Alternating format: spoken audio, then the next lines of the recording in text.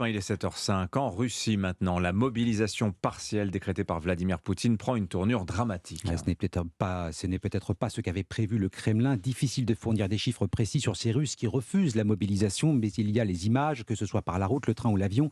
Plusieurs milliers de personnes cherchent à fuir à tout prix. Bonjour Nicolas Tonev. Bonjour Christophe, bonjour à toutes et à tous. Vous êtes notre spécialiste de la Russie, vous avez été correspondant d'Europe 1 à Moscou. Nicolas, à l'heure où l'on se parle, est-ce que l'on a une idée des Russes qui partent au front, réellement ?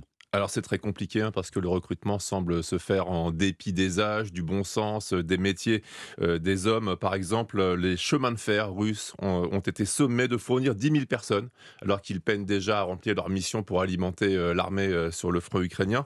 Donc ce sont autant de recrues qui n'auront aucune envie de se battre et qui partent pour certaines déjà ivres mortes. Vieille tradition russe, le meilleur antidépresseur c'est la vodka. La recherche d'hommes se poursuit aussi dans les prisons. Selon certains sites d'opposition, il y aurait déjà 20 000 à 30 000 condamnés qui auraient signé pour partir sur le front. Et puis maintenant, ce sont les travailleurs immigrés d'Asie centrale qui sont incités à s'enrôler avec la promesse d'obtenir un passeport russe en 1 an de contrat militaire au lieu de 5 années nécessaires dans le civil.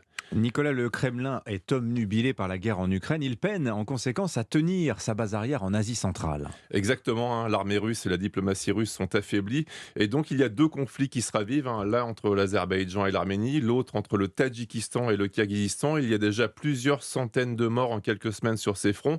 Moscou n'a pas les moyens de faire fonctionner l'organisation du traité de sécurité collective dont elle est la patronne dans la région. Et c'est un autre signe que les militaires russes sont dépassés par toutes les missions qui leur sont imposées. Nicolas Tonev, spécialiste de la Russie à Europe 1. Moscou doit cesser d'agiter la menace nucléaire. Son utilisation aurait des conséquences catastrophiques. Avertissement de Washington qui a pris la peine de le faire savoir directement au Kremlin via ce que le chef de la diplomatie américaine Anthony Blinken appelle des canaux privés.